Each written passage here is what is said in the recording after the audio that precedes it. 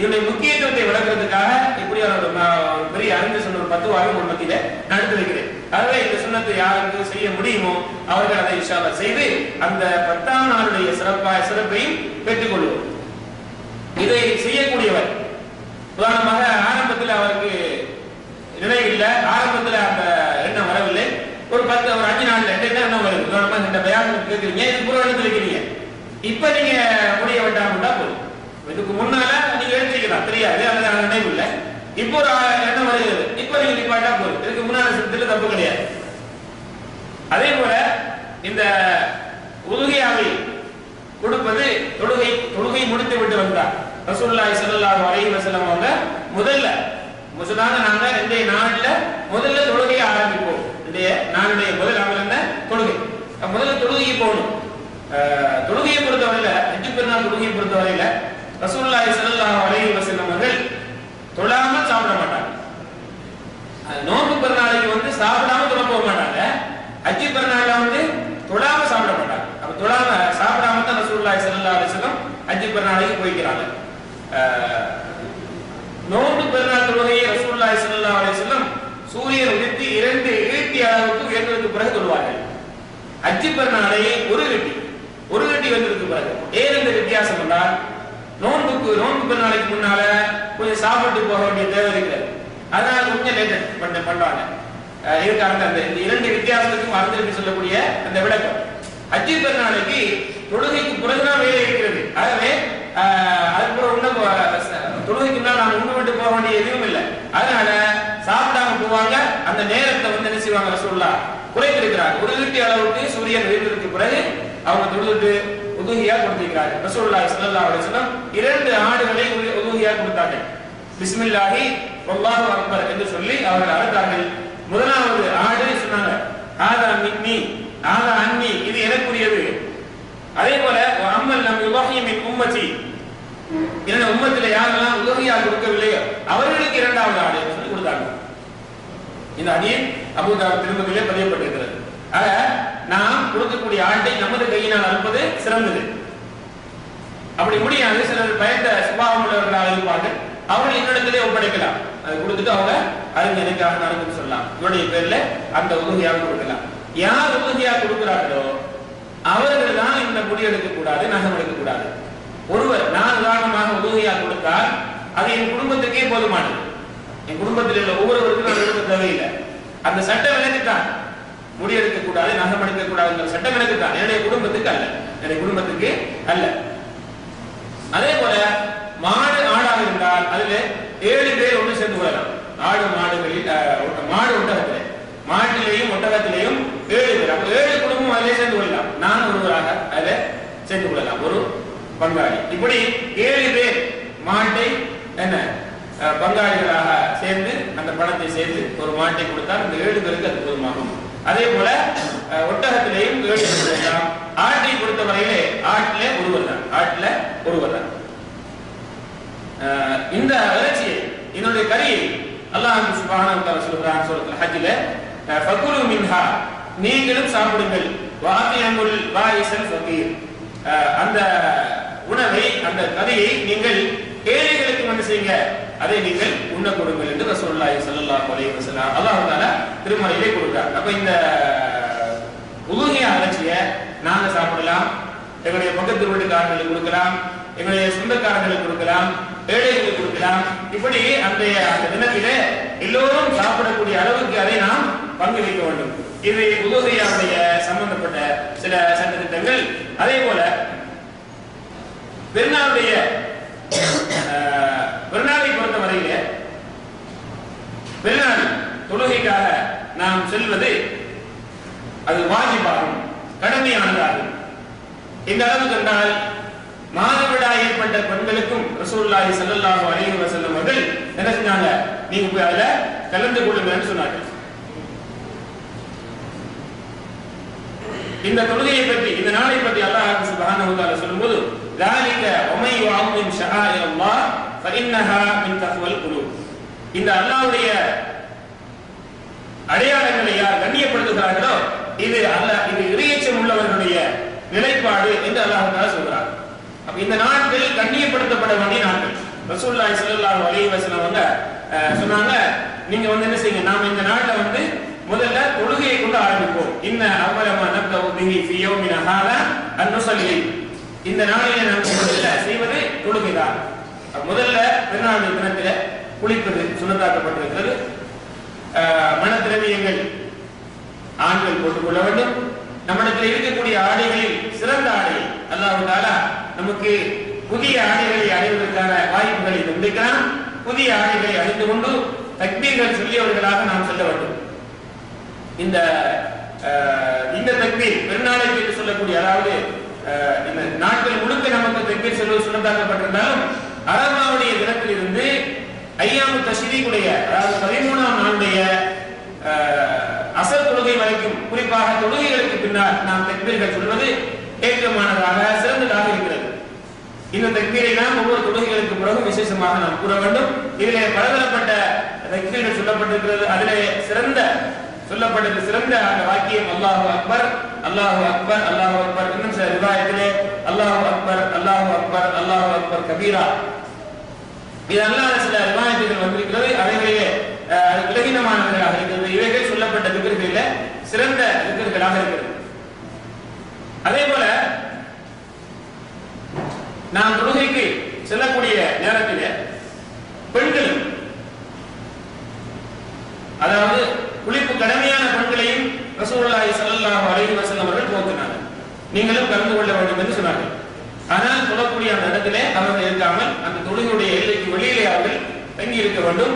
முஸ்லிம்களுடைய அந்த நல்ல அமர்களிலும் அவர்களும் பங்கெடுக்க வேண்டும் என்று ரசூலுல்லாஹி ஸல்லல்லாஹு அலைஹி வஸல்லம் அவங்க சொன்னாங்க. அதே நேரத்திலே ஒரு செய்தியை சொன்னார்கள், நீங்கள் போகும்போது எப்படி போக வேண்டும் என்கிற செய்தியை சொல்லும்போது அங்கிருந்து சில பெண்கள் கேட்கிறாங்க, யார் சொல்லலாம், எங்கள ஒவ்வொருவருக்கும் ஜில்பாபிலேயே போட்டுக்கொண்டு செல்வதற்கு அந்த தொழுகைக்கு என்ற போது நீங்கள் உங்களுடைய சகோதரி இன்னொருவரிடத்தில் இருக்கக்கூடிய ஜில்பாபை நீங்கள் வாங்கி போட்டுக்கொண்டு செல்லுங்கள் என்று சொன்னாங்க ரசூலுல்லாஹி ஸல்லல்லாஹு அலைஹி வஸல்லம். இது பெண்களுக்கு ஒரு முக்கியமான செய்தி இருக்கிறது. அதாவது தொழுகைக்கு போக வேண்டும் என்று சொல்லப்பட்ட அதே செய்தியிலே நீங்கள் இஸ்லாமிய ஆடை அணிந்து கொண்டு போக வேண்டும் என்கிற செய்தியும் அங்கே சொல்லப்பட்டிருக்கிறது. பெருநாளுடைய தினத்திலே நாம் அழகிய துணிகளை, அழகிய ஆடைகளை வாங்கி அணிந்திருப்போம், நம்முடைய ஆபரணங்களை அணிந்திருப்போம். பிறருக்கு இதை காட்ட வேண்டும் என்பதற்காகவே நம்முடைய ஆடைகளையும் ஆபரணங்களையும் இன்னும் ஒரு படி உயர்ந்து மனத்திரவியங்களையும் பூசிக்கொண்டு செல்வார்கள். இவைகள் தவிர்க்கப்பட வேண்டிய விஷயம்.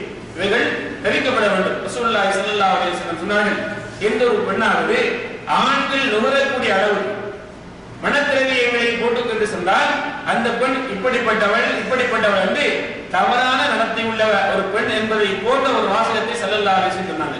ஏன் தெரியுமா? அதனால் பல ஆடவர்கள் ஈர்க்கப்படுகிறார்கள். பல ஆடவர்களுடைய உள்ளங்களிலே தவறான எண்ணம் ஏற்பட வாய்ப்பு இருக்கிறது.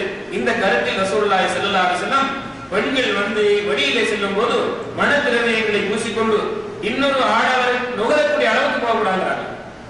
இன்னொரு ஹதீஸிலே வருகிறது, ரசூலுல்லாஹி ஸல்லல்லாஹு அலைஹி வஸல்லம் சொன்னார்கள், நீங்க இஷா தொழுகைக்கு மனத்திரவியங்களை பூசிக்கிட்டு என்னுடைய பள்ளிக்கு மஸ்ஜித் நபவிக்கு தொழ வந்தீங்கன்னா பரதான தொழுகையை பரதான குளிப்பது போல நீங்க என்ன செய்யணும், குளித்துக்கிட்டு அந்த மனத்தை எல்லாம் போக்கினதுக்கு பிறகுதான் திரும்ப வரணும். போறதுக்கு நீங்க வரக்கூடாது. எதுக்கு ரசூலுல்லாஹி ஸல்லல்லாஹு அலைஹி வஸல்லம் அவங்க இஷா தொழுகை சொல்லாங்க தெரியுமா? அது இருட்டான நேரம், இருள் நிறைந்த நேரம். அந்த நேரத்தில் ஒரு பெண் தொழணுங்கிற நோக்கத்துல மனத்திரவியத்தை பூசிக்கிட்டு அந்த மனத்தால பலர் கவரப்பட்டு இந்த பெண்ணுக்கு ஏதாவது பெண்ணுடைய கற்புக்கு ஏதாவது ஆபத்து வந்து விட்டால் என்ன நிலை? அப்ப தொழுகைக்கு பள்ளிக்கு வர வேண்டும் என்று குளிக்க சேர்த்து பூசிக்கிட்டு போனால்தான் ஏற்படும். அதனால அப்படி ஒரு தவறு ஏற்படக்கூடிய சூழ்நிலைக்கு நீங்க உங்களை ஆக்கிக் கொள்ளக்கூடாது என்ற அடிப்படையில் தான் இந்த செய்தி சொல்லப்பட்டிருக்கிறது. அதனால ஒரு பெண் மனப்படக்கூடாது, தன்னுடைய உடம்பிலே ஆபரணங்கள் அணியக்கூடாது, அடங்கிய உடைகள் அணியக்கூடாது என்ற அர்த்தம் அல்ல. உங்களுடைய மகனுக்கு முன்னாலே, கணவருக்கு முன்னால், தந்தைக்கு முன்னால், மகனுக்கு முன்னால், சகோதரனுக்கு முன்னால் நீங்கள் என்ன செய்யலாம், உங்களை நீங்கள் என்ன அடகுபடுத்திக் கொள்ளலாம். அதுக்கு உங்களுக்கு அனுமதிக்கப்பட்ட அந்த முறைகளிலே. அப்படி இல்லாம வெளியில செல்லும் போது அவருக்கு என்ன தேவை இருக்கிறது, இன்னொரு ஆணிடத்திலே உன்னுடைய அழகை காட்டுவதற்கு. ஆனால் நீ உன்னுடைய பெற்றுக்கு ஒரு நாளைக்கு ஆபத்து இருக்கிறது என்கிற செய்தியை ரசூலுல்லாஹி ஸல்லல்லாஹு அலைஹி வஸல்லம் முன்கூட்டியே வருமுன் தடுப்பவராக என்கிற அந்த அடிப்படையில இந்த செய்தியை ரசூலுல்லாஹி ஸல்லல்லாஹு அலைஹி வஸல்லம் சொல்லியிருக்கிறாங்க. இதை கவனத்திலே கொண்டு நீங்கள் தொழுவதற்கான திடலுக்கு சென்றாலும் சரி, பிறரை சந்திப்பதற்காக சென்றாலும் சரி, பொது இடங்களிலே சில கண்காட்சிகளுக்கு ஆகமாக்கப்பட்ட இடங்களுக்கு சென்றாலும் இஸ்லாமிய உடை அணிந்து செல்ல வேண்டும். அந்த சாஹாபி கேட்கிறாங்க, அந்த சாஹாபி எங்களுடைய ஜில்பாப் இல்லாம எப்படி ரசூலுல்லாஹ் போறது, இன்னொரு வாங்கிட்டு போங்க. ரசூலுல்லாஹ் போயிடுவாங்க, போகும்போது இஸ்லாமிய உடை அணிந்து கொண்டு போக வேண்டும். ஆக இதை கவனத்தில் நாம் கொண்டு நம்முடைய ஆடைகள் இஸ்லாமிய ஆடையாக இருக்க வேண்டும். நாம் அணியக்கூடிய அந்த பர்தாக்கள் இஸ்லாமிய அமைப்பிலே உள்ள பர்தாவாக இருக்கும். ஜில்பாப்ல என்ன, ஜில்பாப்ங்கிற அந்த வாசகத்துக்கு அறிஞர்கள் முஃபஸ்ஸிரீன்கள் விளக்குறாங்க, தலையிலிருந்து உடலையே மூடக்கூடிய அளவுக்குள்ள ஒரு விசாலமான துணி, இதுக்கு பேர் தான் ஜில்பாப். அல்லாஹ் தஆலா சொல்றான், நபியே உங்களுடைய மனைவிமார்களுக்கும் உங்களுடைய பெண் மக்களுக்கும் மூமின்களுடைய பெண்களுக்கு சொல்லுங்கள், ஐயுத்னீன அலைஹின்ன, அவருடைய உடம்பை மூடிக்கொள்ளட்டும் ஜில்பாபை கொண்டு. யா அய்யுஹன் நபிய குல்லி அஸ்வாஜிக வ பனாதிக வ நிசாஇல் முஃமினீன ஐயுத்னீன அலைஹின்ன மின் ஜலாபிபிஹின்ன, உடைய மனைவிமார்களுக்கும் உடைய பெண் மக்களுக்கும் முஸ்லிம்களுடைய பெண்களுக்கும் மூமின்களுடைய பெண்களுக்கு நீங்கள் நபியை சொல்லுங்கள் என்னது, அவருடைய உடலை ஜில்பாபுகளை கொண்டு மூடிக்கொள்ள. ஆக அந்த உடலை மூடிக்கொண்டு பெண்கள் சொல்ல வேண்டும். இதுதான் இஸ்லாம் சொல்லக்கூடிய சட்டம். அது எல்லா காலத்திலும் தான், பெருநாளுடைய தினத்திலும் தான், பெருநாளுடைய தினத்தில் என்பதை நீங்கள் கவனத்தில் கொள்ள வேண்டும். அதே போல இந்த பெருநாளுடைய தினத்திலே குத்பா இமாம் அவர்கள் ஓதுவார்கள். தொழுகை முடித்ததற்கு பிறகு அதை நாம் கலந்து கொள்ள வேண்டும். ஆனால் கலந்து கொள்வது ஒரு விரும்பத்தக்க செயல், அவசியம் இல்லை. ரசூலுல்லாஹி ஸல்லல்லாஹு அலைஹி வஸல்லம் வந்து சொல்லுவாங்க, நாங்க இப்ப குத்பா ஓத போறோம், உங்களுடைய விரும்பியவங்க இருக்கலாம், விரும்பியாக்கள் இருக்கலாம், விருப்பத்துக்கு சொன்னாங்க. ஆகவே நாம் அதை விரும்பி இருந்து அந்த நல்ல செய்திகளை கேட்டுக்கொண்டு செல்ல வேண்டும். பெருநாளைய தினத்திலே நாம் ஒருவரை ஒருவர் வாழ்த்துக்கள் சொல்வதற்கு நமக்கு அனுமதி இருக்கிறது. அது சில முன் சென்ற நல்லடியார்களுடைய அந்த நடைமுறையில் இருந்து சில வார்த்தைகள் என்னன்னா, தகப்பலல்லாஹு மின்னா வ மின்கும், எங்களுடைய உங்களுடைய அமல்களை அல்லாஹ் தஆலா ஏற்றுக்கொள்வானாக என்கிற வாசகங்களை சொல்லி அவர்கள் என்ன செஞ்சுக்கிறாங்க, பெருநாளுடைய வாழ்த்துக்கள் கூறியிருக்கிறார்கள். அல்லாஹ் தஆலா எங்களுடைய உங்களுடைய அமல்களை ஏற்றுக்கொள்வானாக.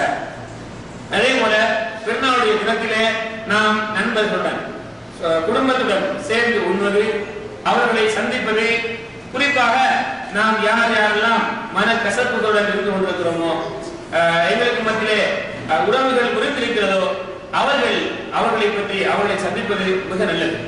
இது ஒரு சந்தோஷமான நாள். ரசூலுல்லாஹி ஸல்லல்லாஹு அலைஹி வஸல்லம் ஐயாம் அக்லில் வஷூர், சாப்பிடக்கூடிய குடிக்கக்கூடிய சாப்பிட்டு குடித்து மகிழக்கூடிய நாள். இந்த நாட்களிலே பெருநாளுடைய தினத்திலே நோன்பு நோன்பது ஹராமாக்கப்பட்டிருந்தது. இந்த 10 நாட்கள் நோன்பு நோக்கலாம்னு சொன்னோம். 9 நாள் வரைக்கும் தான் நோன்பு முடியலாம். 10ஆம் நாள் நோன்பு பிடிக்கூடாது. இந்த 10 சிறப்புக்குரிய நாட்கள் அது அடங்கினாலும் அன்னைக்கு நோன்பு பிடிக்கக்கூடாது. அன்னைக்கு நோன்பு பிடிக்கிறதுக்கு தடுக்கப்பட்டிருக்கிறது. சாப்பிட்டு குடித்து நாம் உடுத்து மகிழக்கூடிய நாள். அப்ப நாங்கள் என்ன செய்யணும், என்னுடைய உறவினர்களோட, அது நாம் குறிப்பாக ரத்த உறவுகளோட பேசாமல் இருந்து இருக்கிறோமே, அவங்க வீட்டுக்கு நாங்க ஒரு விசிட் பண்ண போகணும், அவங்கள போய் சந்திக்கணும், அவங்களோட கூட இருந்து நாங்க சாப்பிடணும், நம்ம வீட்டுக்கு அழைக்கணும். அந்த நாளிலே நம்முடைய அந்த உறவை பலப்படுத்திக் கொள்ள வேண்டும். அதே போல பெருநாளுடைய தினம் சாப்பிடக்கூடிய நாள், உண்ணக்கூடிய நாள், குடிக்கக்கூடிய நாள் என்று சொல்வதை போல அந்த நாட்களிலே இஸ்லாம் அனுமதித்த அந்த செயல்பாடுகளில் மாத்திரம் நாம் ஈடுபட வேண்டும். நமது வீடுகளில் இருந்தால், நம்ம வீடுகளாக இருந்தாலும் சரி, பிறர் நம்மை அழைப்பார்கள், சில விருந்துகளுக்கு, சில நிகழ்ச்சிகளுக்கு அழைப்பார்கள். பெருநாளுடைய தினத்தை முன்னிட்டு நாம் சந்தோஷமாக இருக்கும் என்று அந்த நிகழ்ச்சி இஸ்லாம் தடுத்த நிகழ்ச்சியாக கூட இருக்கலாம். அப்படி எல்லாம் பல இடத்திலே மக்கள் அழைப்பார்கள். அப்படி இப்போது கூட நமக்கு ஏற்பாடுகள் நடப்பது தெரிய வரலாம். என்ன ஒரு மியூசிக் ஷோன்னு சொல்வார்கள்.